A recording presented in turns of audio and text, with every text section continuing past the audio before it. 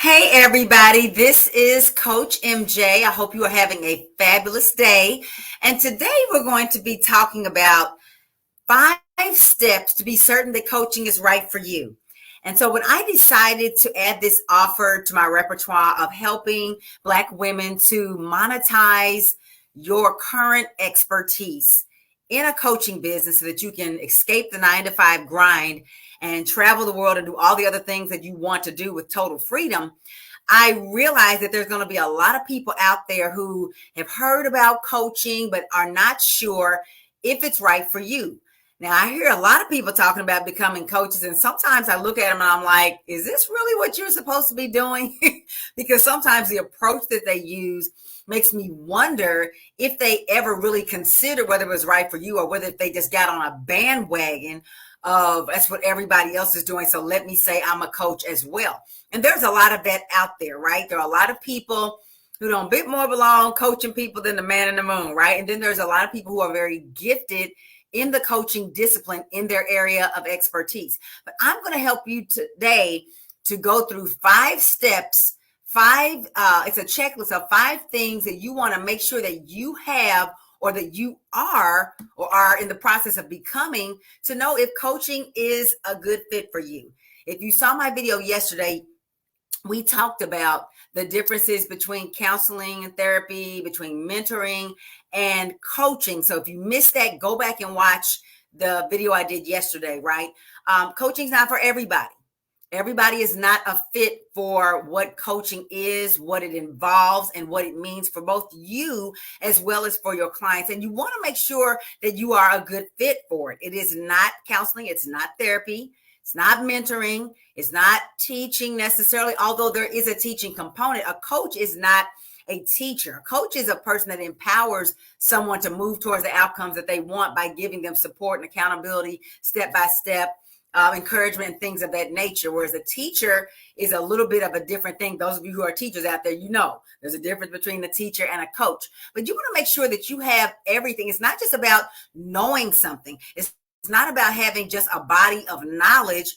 You also want to make sure that you have these 5 traits, characteristics, these things that you are either going to have or become to make sure that you are a powerful coach, because you don't want to jump out there into something that becomes yet another job or business that you don't really care for, just something that you're doing for the money. Because guess what? If you're just doing it for the money, eventually it's going to impede your ability to make money, because again, it will become a drudgery. It will become another grind. And I don't want you doing that, especially if you are leaving the familiarity of your 9 to 5 to step into something new. So we're going to go ahead and get right into it. These are not in any particular order, but they are all super important. And they all begin with P. So that's going to help you to remember them. Okay. The first one is passion. So I love a dictionary definition. The dictionary says that a passion is an intense interest, desire, or enthusiasm for something. So what that means is not that even you're just passionate about your area of expertise, which you might actually be. There are people who are passionate about helping people to reach financial goals. There are people who are passionate about helping someone to achieve a health outcome. But in addition to being passionate about the topic or the area in which you want to coach people, you also need to be passionate about coaching. What do I mean by that? So as we talked about last time, as I mentioned quite often, coaching takes a forward look at a goal, at an objective that someone wants to reach, whether it's a health goal, whether it's a financial goal, whether it's something they want to accomplish in their relationship. And it says, okay, that's where I want to go. That's the vision I have for what I want to reach. That's my objective. And a coach figures out or already has a way for them to get there, and they move them towards that. It does not take a backwards look to figure out why they haven't already achieved this. It doesn't also do the work for them. Okay, and that's really key. If you are doing the work for somebody, it needs to, first of all, be something that you can do for somebody else. You cannot, no matter how much you know, no matter how much you believe in a person, they have to come to the party believing in themselves, right? And if you get into a position where you are trying to do all of the work for somebody, That's not coaching. That's a done for you service, which that's another branch of business, and you can do done for you services. But when we're talking about coaching, we're talking about helping somebody to do for themselves under your tutelage, you giving advice, you giving support, you giving feedback as well. But you have to be passionate about that approach. And if you're a person that gets frustrated easily when people aren't necessarily showing up and doing what you're telling them to do, when they make mistakes, when they, push back maybe and ask questions, or, are seeming like they're not a good fit, which there is a component of coaching where you find the ideal customer for you so that almost everybody you work with or everybody is a fit. But sometimes people go off the rails. They seemed okay at first, but then it doesn't go well. You need to be the type of person who can handle that. You have to be passionate about the approach that coaching takes, because you're going to have to both hold someone's hand as they move towards their objective while not doing the work for them, but giving them instructions and feedback along the way. And that has to be something you're interested in doing. We don't get into the why behind why they are where they are, why they're stuck, except to the extent that we need it to move forward. We may need to know a little bit to move forward, but that's it. So you have to be passionate not only about your subject matter, the thing that you are an expert in, you also want to be passionate about the way that coaches work, because it's very different from some other things you might have done.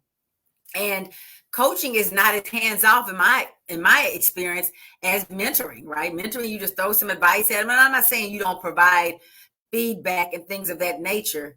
Oh, I got my green screen now. Why didn't y'all tell me I had my green screen on? Okay, now we look normal. Now we don't have the screen dancing around. But mentoring is different from coaching, like I talked about yesterday.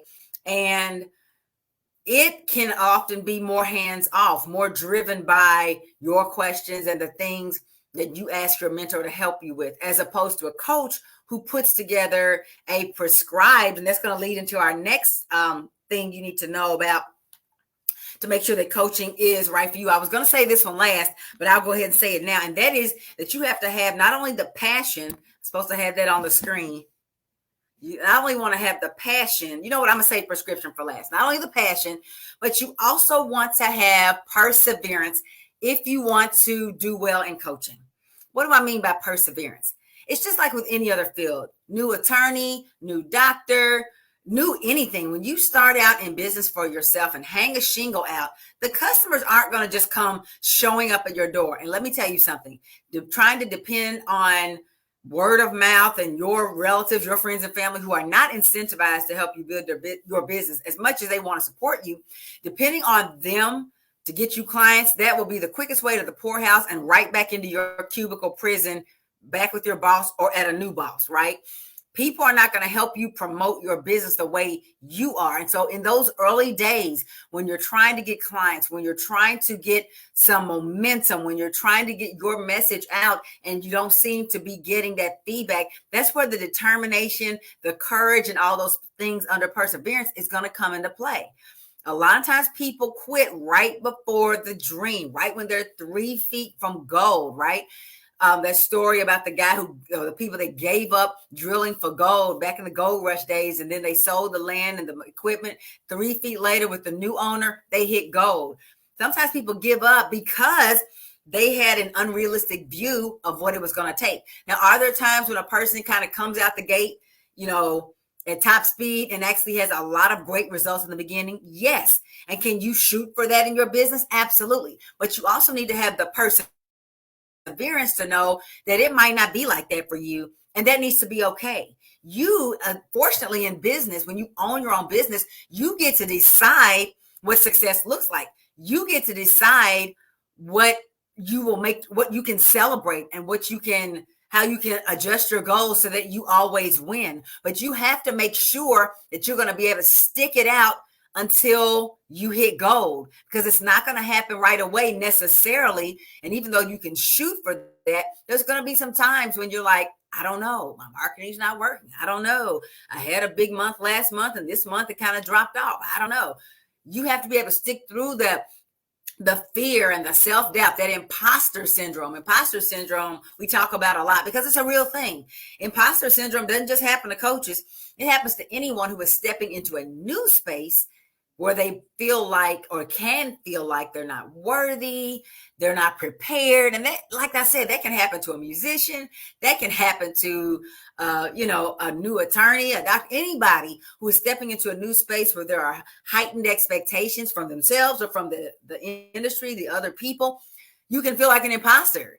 And you have to be able to persevere through that and do the things that it takes to conquer that, because that can hit you at any level in your business. You can have success, hit 6 figures, hit 7 figures, and then fall back into some of the self-doubt, the fear. It never goes away. And that's one thing I always want to encourage you guys, is that feeling the fear and doing it anyway, that is one of the keys to success. People out there who are what you call successful, they are not without fear. They may make bigger deals, but they still don't want to lose. They don't want to be wrong. They don't want to lose out on money or time or be made to look or made to feel stupid or whatever. So the fear never goes away. It's having the fear and doing it anyway is why they succeed. But having the perseverance to move through all those things, perseverance, I forgot to give you the definition. It says persistence in doing something despite difficulty or delay in achieving success, what I was just talking about, and then continuing in a course of action with determination. That's perseverance, and you have to be willing to do that to succeed as a coach, or it might not be for you. It may be better for you to stay in a job scenario. But if you have the passion that we talked about and you have the perseverance that we talked about, the next thing is presence, okay? Presence, dictionary definition, is a quality that sets an individual apart from others, a person who makes things happen. So that definition right there, when I saw that in the dictionary, on the dictionary website, my heart soared, because I was like, absolutely. You have to have a presence about you, a way you carry yourself, something that sets you apart from others. Because, hey, if we thought advertising and marketing and all that was difficult in the traditional ways that we did it, radio, TV, passing out flyers, sending emails, you can't imagine how much more, emails kind of came with the internet, of course, but how much more difficult it is to stand out when you are in this huge ocean, this huge sea that we call the internet, where there are millions and millions and millions, and I don't know if there's tens of millions, I don't even know how many websites exist on the internet, and new ones pop up every day, probably new thousands of them pop up daily.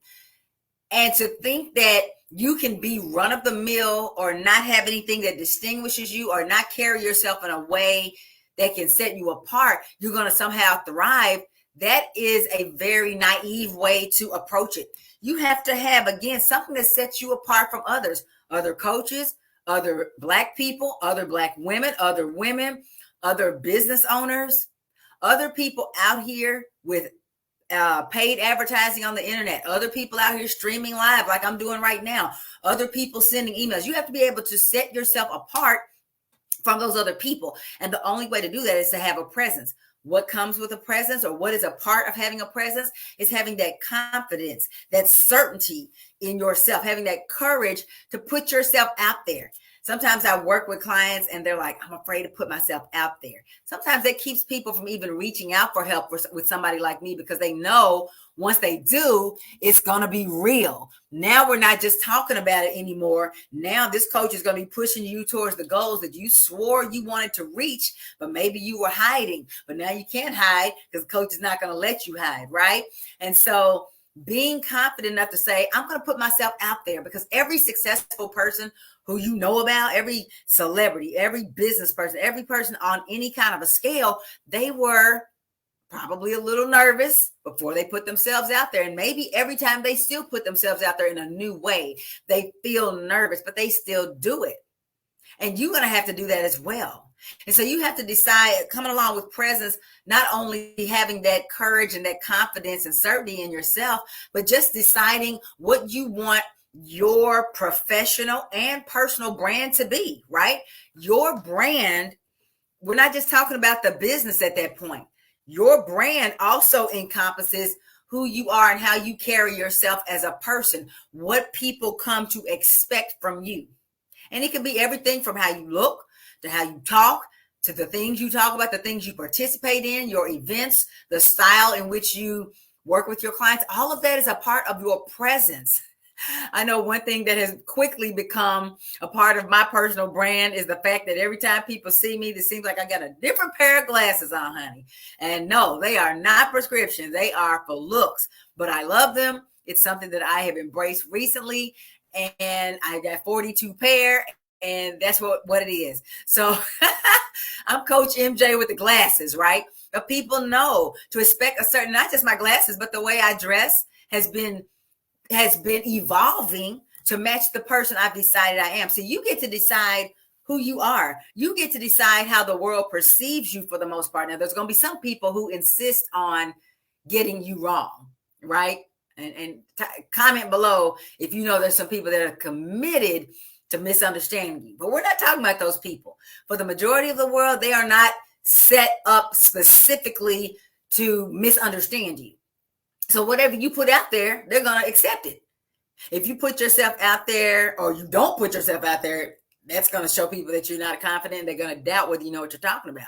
But if you have a presence of making things happen, and that's another thing that's a part of my brand, and it might be a part of your brand as well.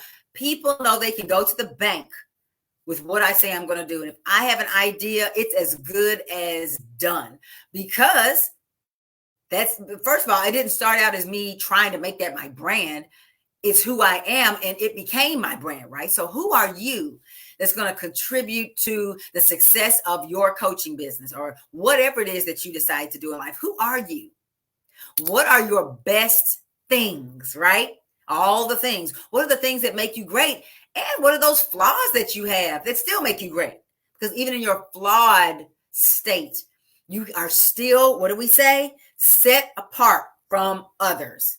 People appreciate authenticity.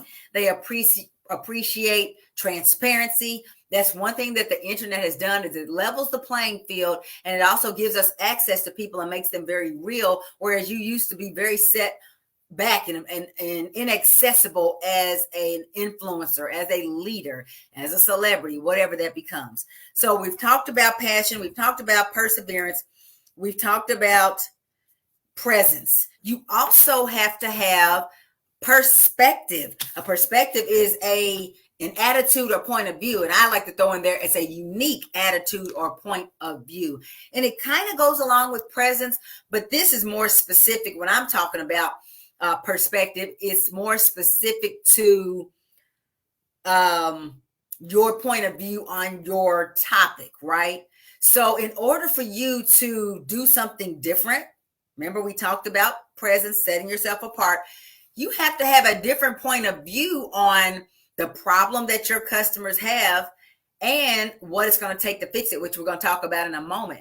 You have to have a unique attitude or point of view towards it. And when I say unique, there's nothing new under the sun. So no matter what it is you do outside of putting your name and your secret sauce on it, somebody else has already done it.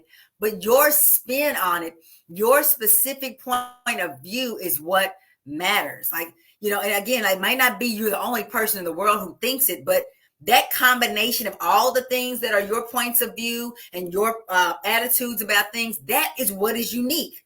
The combination of all those things. I know one of the things that I teach my clients that maybe other coaches don't is, you know, you don't need school, you don't need certifications, you don't need anybody's cosign. Everybody's an expert in something. Even people that are up to no good, they are an expert in something. And for those of you who are up to some good, your expertise can turn into a coaching business in the next few weeks, the next few months at the longest, if you have the right guidance and know exactly what systems and things you need to put in place to make that happen. Other people teach it a different way. I don't really spend a lot of time looking at what other coaches do in this space because, quite frankly, they are not my competition. I don't have any competition because nobody else can be me, right? What I'm doing, my unique space that I was put on this earth to fill, nobody else can do. So I don't worry about what other coaches are saying. So that's why I can't give a lot of detail about what they do. But I do know I've seen some that have different points of view on what it's going to take to have success in the same area that I teach in, which is helping people Black women start coaching businesses. You have to have a uniqueness and just a point of view, and you have to know what it is. You have to know what your elevator pitch is. You have to know how to summarize what it is that you do in a short thing. So because you're going to be out here, you are your own billboard. And I can't think of a day when somebody doesn't ask me, so what do you do, MJ, for a living? Talking about people that know me personally, but obviously don't keep up with me very closely. What do you do? Boom, I tell them. And that unique perspective is an eye opener for those people. And the other thing about uniqueness is you're looking for uniqueness in your corner of the world. Again, I am likely to be the only person who does exactly what I do amongst all the people who know me personally, people from my family, my close friends, my church, church members, people I went to school with, all those.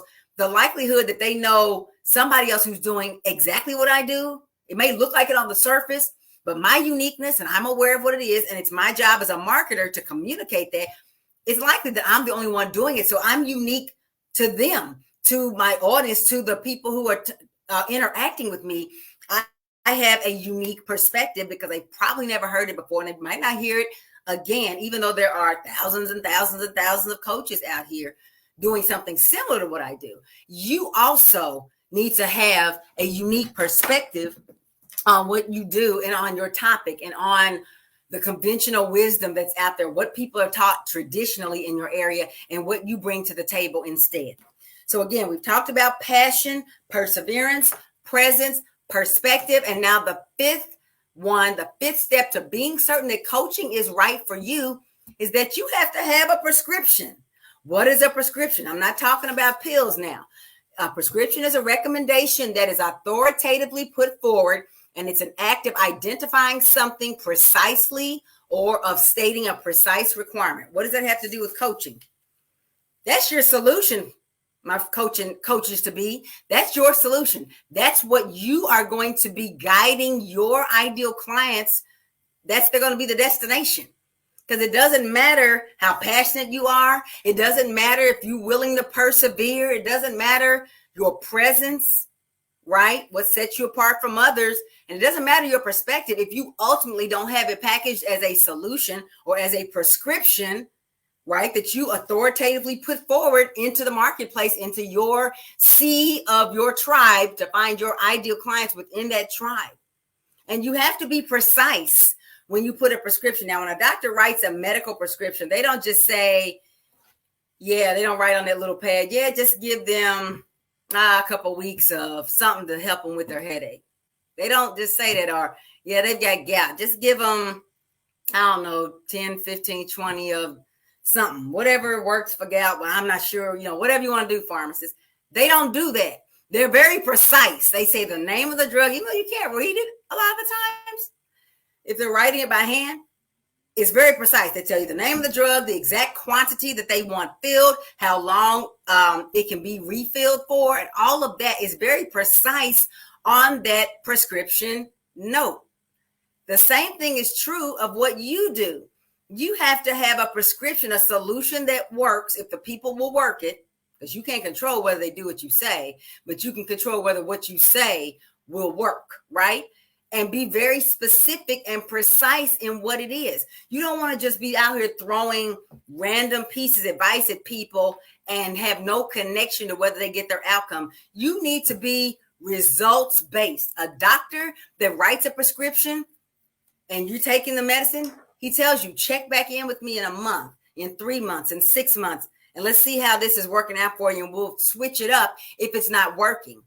As a coach, as a leader in this industry, you don't want to just be throwing vague stuff at people and hoping it works, but I'm gone now. I got my money and I'm out of here.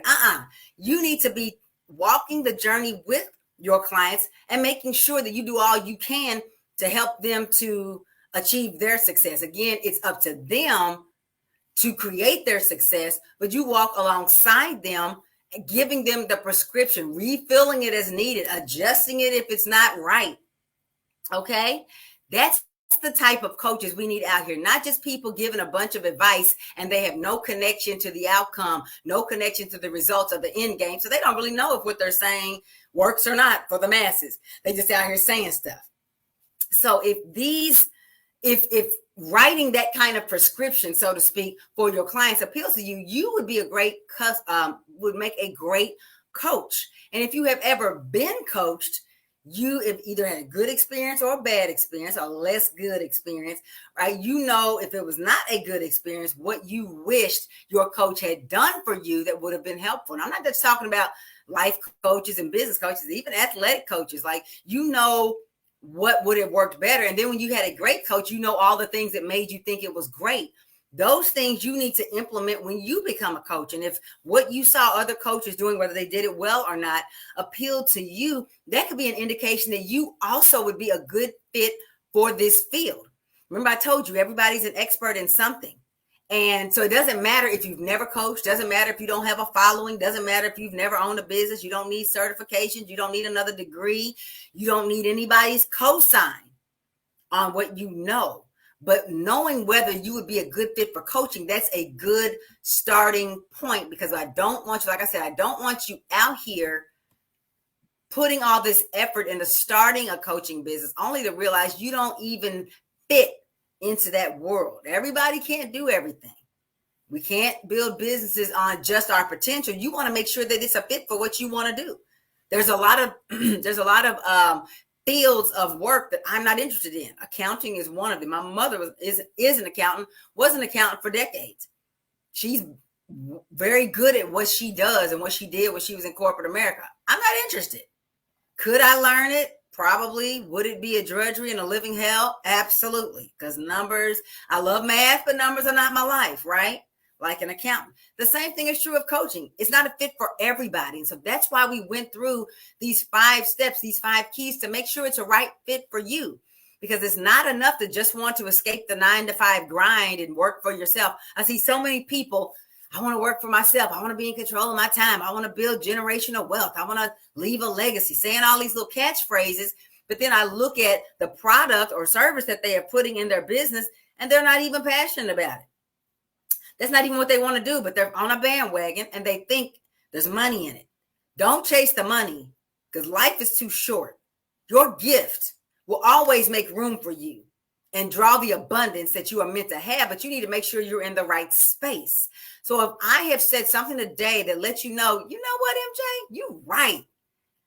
I am a fit for coaching, because now I know more about what it's about and the qualities that it takes to be successful as a coach. And that's perfect for me. I know exactly what I want to coach on, or I at least have some idea. And I know I want to be a coach, but I have no idea how to make it happen. Well, good. You're in the right space. That's where I come in. We have an upcoming Build Wealth While You Travel challenge starting on October the 11th. It's 4 days, not 4 full days. It's an hour or 2 a day, depending on which ticket that you have. And what we'll be doing is we're going to be going from A to Z.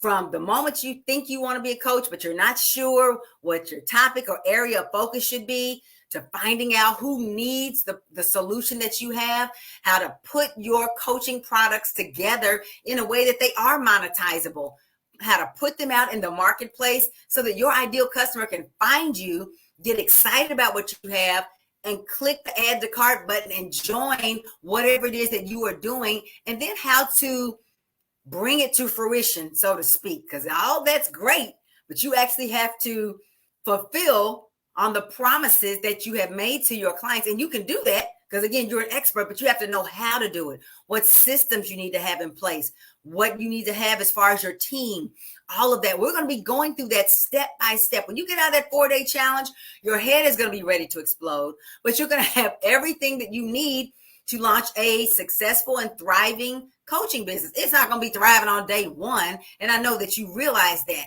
but it's going to be everything you need to know if you just keep executing, rinse and repeat, day after day, week after week, month after month.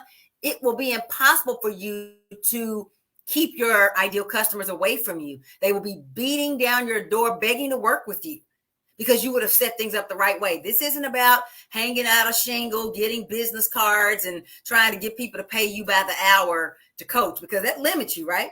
There's only 8 hours in a day. That means you can only talk to however many people you can fit in 8 hours, or you're going to work yourself to death. That limits your income and that limits your time. We're going to be talking about, in the Build Wealth While You Travel challenge, how you can leverage scalable models so that you can work less and earn more, so that you can help more people and more people, but it's not going to be taking more and more out of you. Sometimes people are afraid to grow their business because they know that my model is not scalable. So it's going to be harder and harder for me to grow my business the more clients I have. So I'm going to try to stay small. You don't have to worry about that. Go out to buildwealthwhileyoutravel.com and join the challenge. And you're going to find out exactly why you can make more as a coach while working less hours. The 40-hour work week out the window, because it's going to be about results. It's going to be about focusing on the people who you are meant to serve and not doing all this extra stuff that's just time fillers, but it's not helping you to achieve your dreams of travel and everything else that you want to do. So again, we have an upcoming challenge starting on the 11th. Do not wait. We only have 213 seats available, okay? So go to buildwealthwhileyoutravel.com, and I'm going to tell you, you want to get the VIP ticket. You want to get the VIP ticket. Do not shortchange yourself. Do not play yourself cheap or sell yourself cheap. Go ahead and get everything out of this experience that you need to get to have the business, the coaching business, the epic coaching business that you have dreamed about, that you don't know how to start right now. Again, you don't need any qualifications outside of wanting to have your freedom, wanting to be a coach, and having some kind of area of expertise. And actually, you might not even know what that area is. Part of our work together will be helping you to niche down and figure out what it is that you need to be coaching on. So again, join the challenge right now at buildwealthwhileyoutravel.com. Get your VIP ticket, and we will see you not that long from now in the challenge. Your mind's going to be blown. It's going to be like drinking from a fire hose for a few days. But after that, you're going to then be able to build a business. It's going to give you the lifestyle and the income and time freedom of your dreams. It's been my pleasure to share with you. I hope that you will go out and get your ticket. Share this video with somebody else. We will chat soon. I'll be back tomorrow with another training. Meanwhile, get your ticket and we'll meet in the challenge in a couple of weeks. Take care. Bye-bye.